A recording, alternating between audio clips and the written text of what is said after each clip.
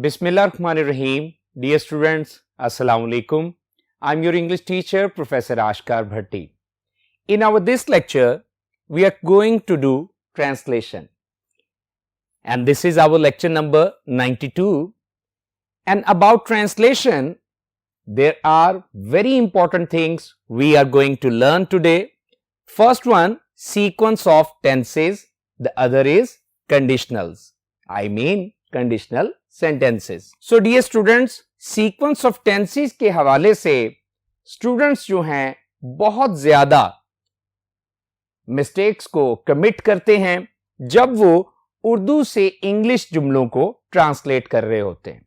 So in our this lecture, I do believe कि जैसे ही आपको सीक्वेंस ऑफ टेंसेस के रूल्स पढ़ाए जाएंगे और उर्दू के जुमलों के तर्जमे करके भी सिखाए जाएंगे तो यकीनन आइंदा से आपकी ये मिस्टेक्स ओवरकम हो जाएंगी. सो आइए हम सीक्वेंस ऑफ टेंसेस को पहले और उसके बाद कंडीशनल सेंटेंसेस को भी सीखेंगे. So first of all sequence of tenses. So इसका रूल नंबर 1 बड़े गौर से आपने सीखना है. नोटबुक निकाल लीजिए, इंपॉर्टेंट बातों को आप लिखते जाइएगा. रूल नंबर 1 ये है, if the main clause is in past tense. Main clause independent clause को कहते हैं.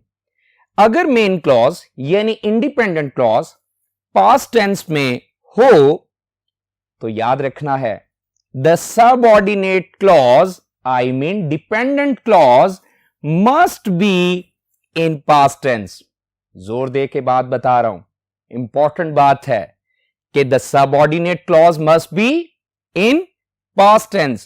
तो स्टूडेंट्स पहला रूल है कि मेन क्लॉज इंडिपेंडेंट क्लॉज अगर पास्ट में हो तो डिपेंडेंट क्लॉज यानी सबऑर्डिनेट क्लॉज जरूर है कि किस में हो, पास्ट टेंस में हो. जुमले कुछ यूं होते हैं. एग्जाम्पल ग्रेशिया, राबिया ने कहा कि वो अली से शादी करेगी. अब यहां पे स्टूडेंट्स राबिया ने कहा, बच्चे समझ जाते हैं पास्ट है, कोई मुश्किल बात नहीं. लेकिन जब वो दूसरे क्लॉज को ट्रांसलेट करते हैं कि वो अली से शादी करेगी तो गागी को तर्जुमा करते हुए वो अक्सर इस रूल को नजरअंदाज कर देते हैं और फिर ट्रांसलेशन में क्या हो जाती है, गलती हो जाती है. राबिया ने कहा कि वो अली से शादी करेगी. जो एक्चुअल इसकी ट्रांसलेशन बनती है वो ये है, राबिया सेड, पहला clause main clause independent clause past tense में है. राबिया ने कहा, राबिया सेड, और फिर अगर कंजंक्शन है दैट, वहां पे भी क्या था, के, दैट. और बच्चे अक्सर ही कंजंक्शन का भी इस्तेमाल ठीक नहीं करते, यानी वो इनडायरेक्ट नरेशन के जो रूल्स हैं उन्हें अप्लाई नहीं करते. Rabia said that she would marry Ali. अब यहां पे करेगी तो शी वुड मैरी अली, तो यहां पे क्या है, वुड विल की क्या है, पास्ट फॉर्म है, यानी उसकी सेकंड फॉर्म है.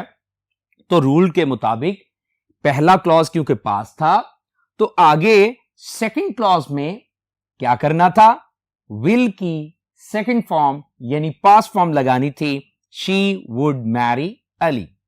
सो डियर स्टूडेंट्स, एक एग्जांपल हमने ली. यकीनन इससे बात आपको समझ आई होगी कि मेन क्लॉज पास्ट में हो तो सबऑर्डिनेट क्लॉज भी किस में जरूर होना चाहिए, पास्ट में.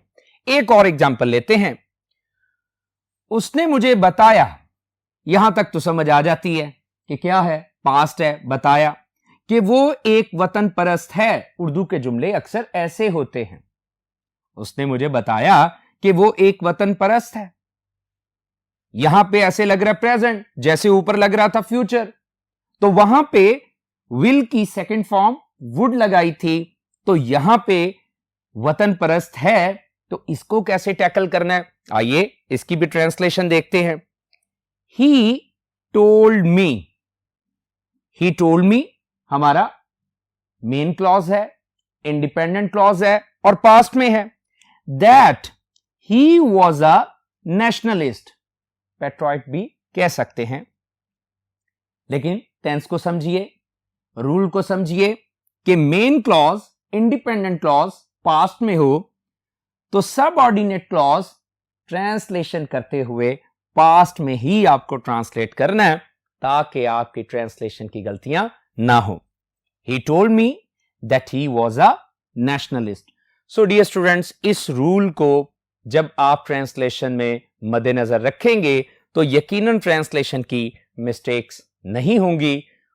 अभी चलते हैं अगले बोर्ड पे ताकि इसी तरह के सीक्वेंस ऑफ टेंसेस में और भी रूल्स को सीख सकें। So move to the next board. Okay dear ones, now sequence of tenses के रूल नंबर 2 को सीखेंगे। इंपॉर्टेंट बातें हैं, नोट करते जाएं। सेकंड रूल ये है, if the main clause has present और फ्यूचर टेंस, अगर इंडिपेंडेंट क्लॉज में मेन क्लॉज में प्रेजेंट या फ्यूचर टेंस हो, the subordinate clause can be in any tense. तो याद रखिए, जो डिपेंडेंट क्लॉज है, सबऑर्डिनेट क्लॉज है, उसमें कोई भी टेंस हो सकता है। बात फिर सुन ले कि मेन क्लॉज में, इंडिपेंडेंट क्लॉज में अगर प्रेजेंट या फ्यूचर टेंस हो तो फिर सबऑर्डिनेट क्लॉज में कोई भी क्या हो सकता है, टेंस हो सकता है। एक एग्जांपल देख लीजिए। वो कहती है, कहती है अंडरस्टूड है, प्रेजेंट है, कि मेरे आबाओ अजदाद ने इस मुल्क के लिए कुर्बानियां दी। एक बात और याद रखनी है कि यहां है वो कहती है, और उर्दू के जुमलों में अक्सर ऐसा हो जाता है कि यहां लिखा है मेरे आबाओ अजदाद ने। ठीक है, मुराद ये है कि वो कहती है, यानी उसके आबाओ अजदाद की बात हो रही है, लेकिन बोलने वाले ने क्या कह दिया, वो कहती है कि मेरे आबाओ अजदाद ने इस मुल्क के लिए कुर्बानियां दी। उर्दू जुमले बाजुकात इस तरह से भी लिखे होते हैं, लेकिन हमने जब उन्हें उर्दू टू इंग्लिश ट्रांसलेट करना है तो हमने किसको ऑब्जर्व करना है? जी हां, इंग्लिश ग्रामर के रूल्स को हमने फॉलो करना है, ऑब्जर्व करना है। सो स्टूडेंट्स, रूल क्या था कि मेन क्लॉज में प्रेजेंट या फ्यूचर टेंस हो तो सबऑर्डिनेट क्लॉज का टेंस किसी भी टेंस में हो सकता है। सो उर्दू जुमला क्या है? वो कहती है कि मेरे आबाओ अजदाद ने इस मुल्क के लिए कुर्बानियां दी हैं। तो इंग्लिश ट्रांसलेशन क्या है?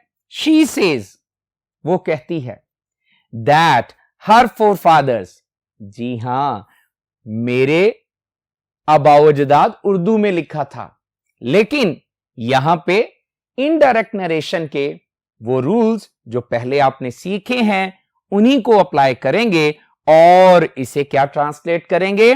She says that her forefathers sacrificed, देख ले पास्ट टेंस बन रहा है, पास्ट इंडेफिनिट, कुर्बानियां दी। Her forefathers sacrificed for this country. So I do believe कि इस एक एग्जाम्पल से आप ये बात समझ गए होंगे। रूल बड़ा सादा है कि पहले क्लॉज में अगर प्रेजेंट या फ्यूचर टेंस हो तो भाई सबऑर्डिनेट क्लॉज में कोई भी टेंस हो सकता है। मुराद यहां यह भी कह सकते हैं, she will say future, she will say that her forefathers has sacrificed for this country.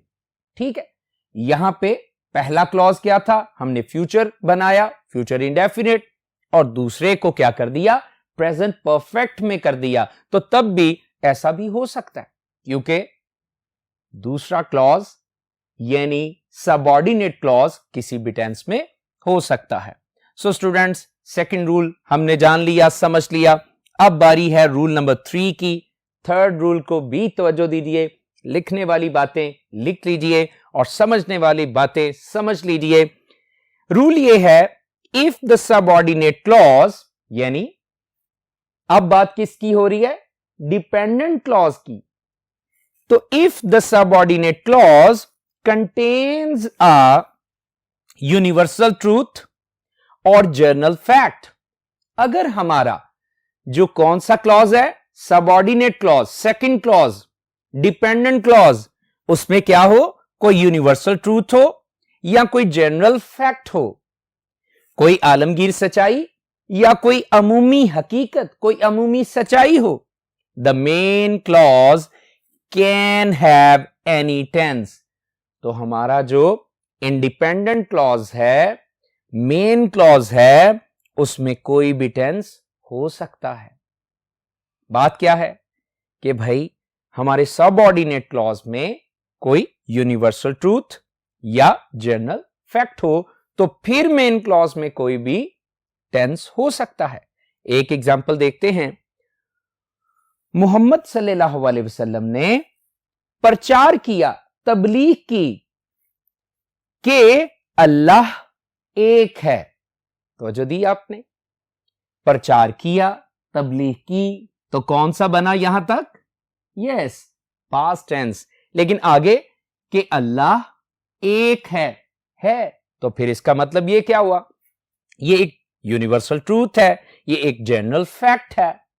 सो हमारा जो सबऑर्डिनेट क्लॉज है, वहां पे अगर जनरल ट्रूथ है, यूनिवर्सल ट्रूथ है, तो फिर क्या है, हमारा जो मेन क्लॉज है उसमें कोई भी टेंस हो सकता है। अब ये मोहम्मद सल्लल्लाहु अलैहि वसल्लम ने प्रचार किया, ये पास्ट इंडेफिनिट है, लेकिन आगे क्योंकि यूनिवर्सल ट्रूथ है तो वो प्रेजेंट में ही होगा। गेटिंग इट, यूनिवर्सल ट्रूथ किस में होते हैं, प्रेजेंट इंडेफिनिट में। So Mohammad peace be upon him preached, कौन सा tense, past indefinite, that God is one, अच्छा, इसके अलावा भी कोई भी ऐसी सिचुएशन हो सकती है। इस क्लॉज में क्या है भाई, कोई भी टेंस हो सकता है अगर यहां क्या है, यूनिवर्सल ट्रूथ है या जनरल कोई फैक्ट है। डियर स्टूडेंट्स, बात यकीनन यहां पे आप समझ गए होंगे। सीक्वेंस ऑफ टेंसेस को 3 रूल्स के साथ हमने सीख लिया, उर्दू की कुछ एग्जाम्पल्स भी ली और उनको तर्जुमा भी करके आपको सिखाया। आई डू होप कि आप ये सारी बातें समझ गए हैं। अगले बोर्ड पे हम चलेंगे और कंडीशनल्स को सीखेंगे। So move to the next board. Okay dear ones, now it's time to discuss conditional sentences.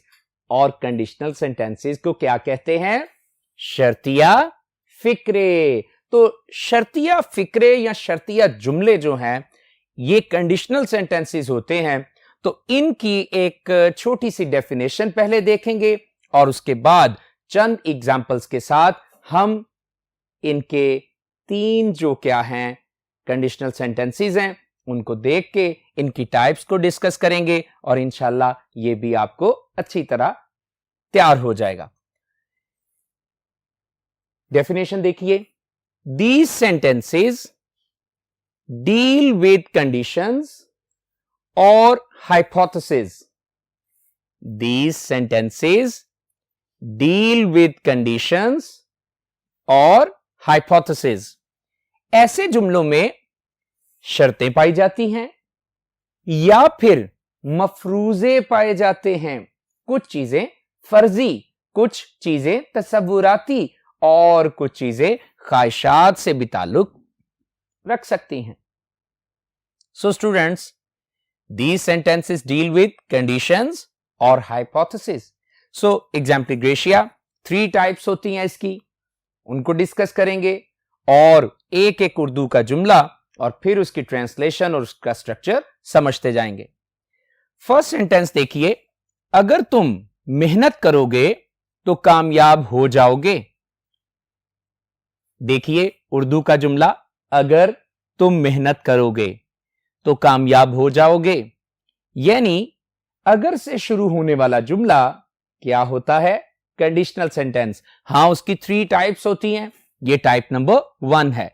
Type number 1 में उर्दू के सेंटेंस में दोनों तरफ अगर वाले हिस्से में भी और तो वाले हिस्से में भी गागी गे लगा होता है।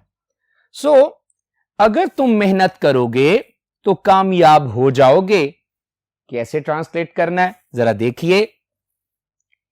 If you work hard, if you work hard you will succeed.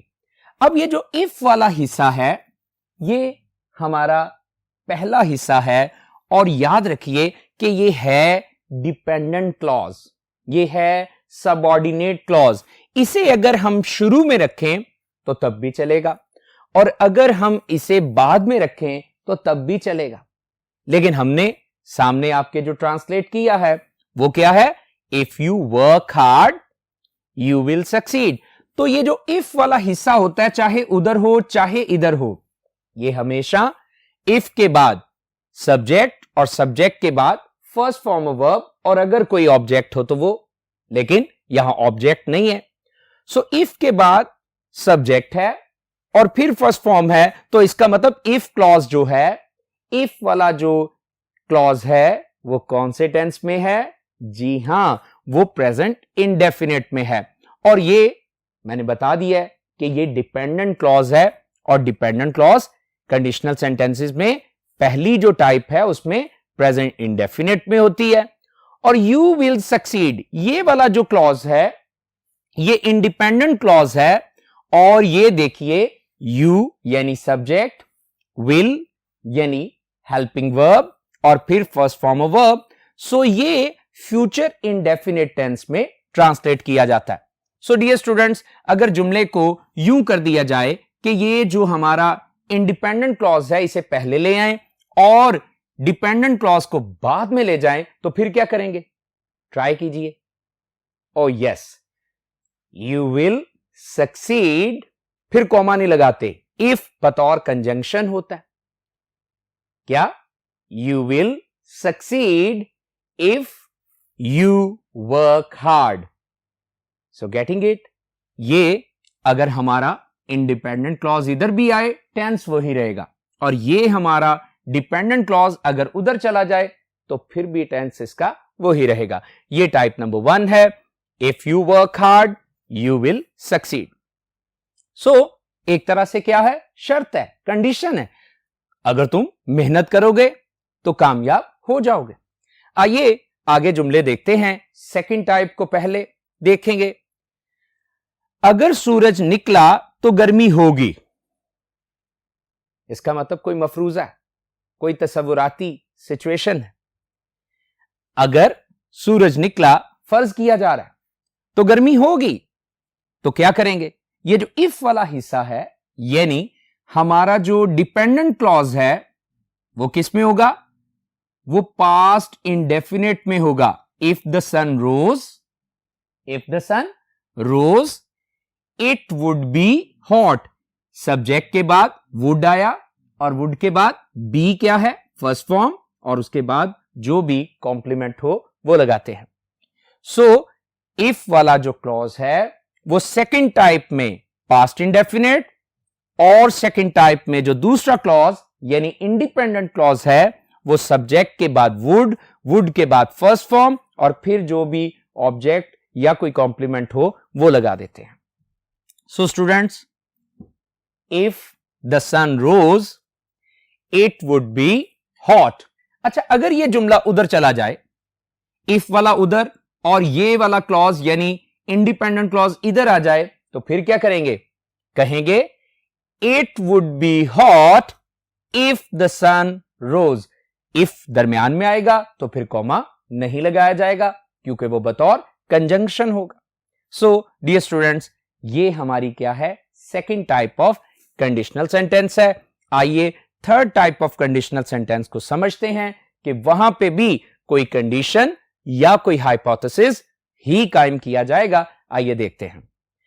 अगर वो मान जाता तो हम वादिये सवात की सैर के लिए जाते, या हम वादिये सवात सैर के लिए जाते, एक ही बात है। अगर वो मान जाता इसका मतलब वो माना नहीं है। तो तसव्वुर किया जा रहा है, हाइपोथेसिस दिया जा रहा है कि अगर वो मान जाता तो हम वादिये सवात सैर के लिए जाते। तवज्जो दीजिए, उर्दू के जुमलों में क्या हो रहा है? जाता, जाते, मुराद ता ती ते दोनों क्लॉजेस में आ रहा है और ये third type of conditional sentence है। होता क्या है? If he had agreed, if वाला क्लॉज जो है इसमें पास्ट परफेक्ट टेंस लगाते हैं। इफ वाले क्लॉज में पास्ट परफेक्ट टेंस लगाते हैं। देखिए, if he had agreed, if he had agreed, यानी इफ के बाद सब्जेक्ट, सब्जेक्ट के बाद हैड बतौर हेल्पिंग वर्ब और उसके बाद third form of verb. If he had agreed, अगर वो मान जाता तो हम वादिये सवात सैर के लिए जाते। We would have visited Swat valley, we would have visited Swat valley. इसका मतलब है सब्जेक्ट के बाद वुड हैव बतौर हेल्पिंग वर्ब, विजिटेड हैव के बाद, वुड हैव के बाद थर्ड फॉर्म यानी मेन वर्ब और उसके बाद कोई ऑब्जेक्ट या कोई कॉम्प्लीमेंट लगा देते हैं। यहां पे भी दोनों क्लॉजेस की यानी डिपेंडेंट क्लॉज और इंडिपेंडेंट क्लॉज की पोजीशंस चेंज हो सकती हैं। मुराद अगर हम इस क्लॉज को जो कि इंडिपेंडेंट क्लॉज है शुरू में ले आए तो फिर क्या कहेंगे? We would have visited Swat valley और इफ दरमियान में आ जाएगा, if he had agreed. So dear students, 3 types of conditional sentences हमने सीख ली। उर्दू में उनकी शनाख्त, उनकी पहचान देखी और इंग्लिश में उनके स्ट्रक्चर सीखे। यकीनन आप समझ गए होंगे कि कंडीशनल सेंटेंसेस में कंडीशंस भी होती हैं, शर्तें भी होती हैं और कुछ हाइपोथेसिस, कुछ मफरूजे होते हैं। सो ये हमारा कंडीशनल सेंटेंसेस भी हो गए। सो इस लेक्चर में यकीनन ट्रांसलेशन से मुतल्लिका बड़ी इफेक्टिव बातों को आपने सीखा है। इन रूल्स को आपने याद रखना है और आइंदा जब कभी पैराग्राफ में ऐसे सेंटेंसेस, ऐसी सिचुएशंस आए तो उन्हें इन्हीं रूल्स के मुताबिक, इन्हीं स्ट्रक्चर्स के मुताबिक आपने ट्रांसलेट करना है। So may God bless you. Thank you so much. अल्लाह हाफिज।